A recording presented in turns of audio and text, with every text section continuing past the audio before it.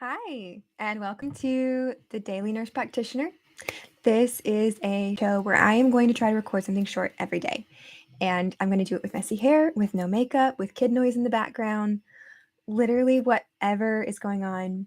Because sometimes you just have to jump in and do stuff, and sometimes it's messy.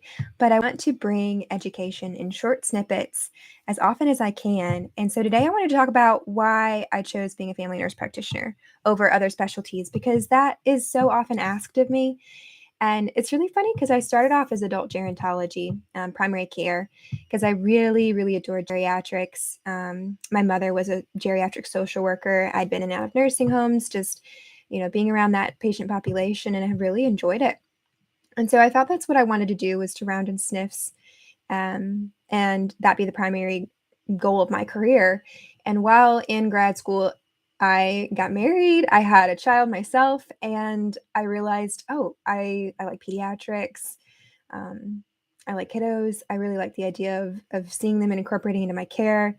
And I also realized that if I was going to do family practice, it wasn't going to be internal medicine. It wasn't going to be um, primary care or anything like that. So I was really split. I was either going to do skilled nursing, which is, like end of life chronic disease management, or memory care, or managing acute exacerbations of things, responding to emergencies, stuff like that.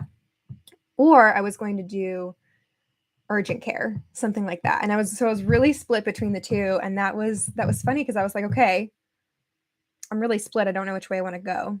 Let me go ahead and change my focus. And so I got permission from the dean of my program to switch from AGNP to FNP, because I decided I didn't want to limit myself. And that was my primary reason for switching.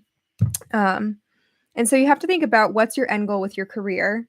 What is going to give you the appropriate scope of practice, and what's going to limit you from doing what it is that you want to do? So one, you want to be trained for the specialty you're going into. That's considered the consensus model that's backed by the AANP, is that you only work in areas for which you are trained.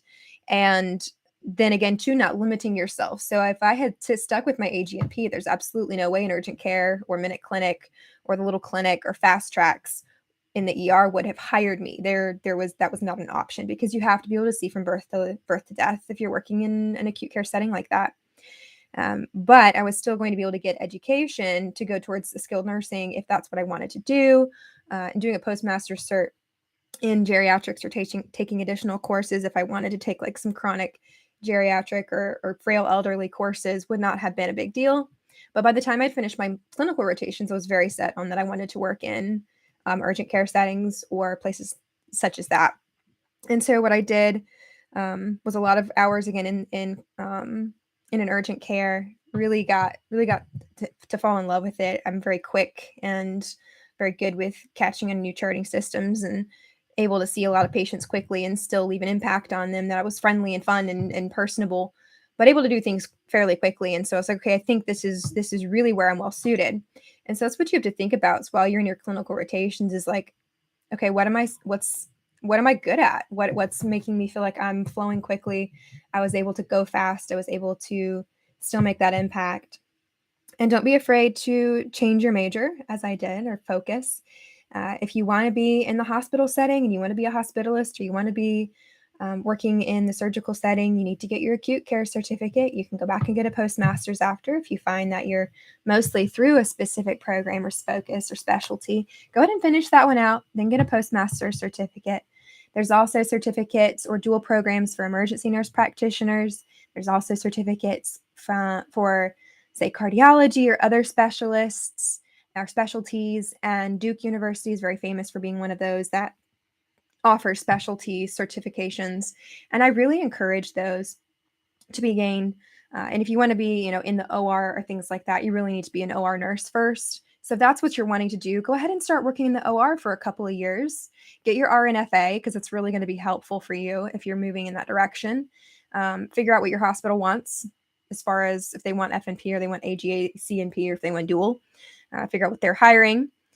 And there are certain states that no longer even allow specialties to kind of even apply for jobs that don't really match them. So I know in some states an FNP can still apply for a hospitalist position. Again, consensus model doesn't really agree with that. It's more of you should have your acute care if you're working in a hospital. You should have FNP if you're working in the outpatient setting. We go to school for 2 years instead of the extended amount of time that a physician goes to school because we're picking a specialty and we're focusing on it. And we need to make sure we're doing that appropriately. So find out. Okay, backtrack to that. Some places won't even let you apply anymore. Some places will. And it does have a lot to do with insurance companies. Insurance companies have decided that they don't want to reimburse an FNP for working as a hospitalist. So there are states and facilities that just don't hire that at all. Again, there's plenty of people who've been grandfathered in, who've been doing this for many years. They were an ICU nurse, got FNP, went to the intensive care unit, got additional training. But that's kind of no longer the appropriate pathway to get there. And so you want to make sure that your certificate matches where you're going currently. Again, lots of grandfathering in, lots of previous things have happened. I'm not saying anything about that. I'm saying make sure your specialty matches where you want to go. And so you have to think about that when you're picking, because I do get clients and sometimes who want to do career coaching and they're like, hey, this is what I want to do. How do I get there? And again, it depends on, especially when you're looking at like specialists. I recently had someone that reach out to me and say, hey, I want to work in nephrology. Which certificate do I need in order to do this? And it's like, okay, you need to reach out to the clinics in your area and see what they're requiring. You're going to find when it comes to specialties, you're going to find both being an option because you're thinking it's outpatient, right? So FNP, but sometimes they want their NPs rotating or rounding on their patients in the hospital setting. And so sometimes they'll want dual cert, one or the other, a preference, something like this. So I would recommend reaching out to clinics in your area, or just hopping on LinkedIn and typing in that clinic and looking and see who's worked there and see what certificates they have, or message them and say, hey, which certificate do you hold?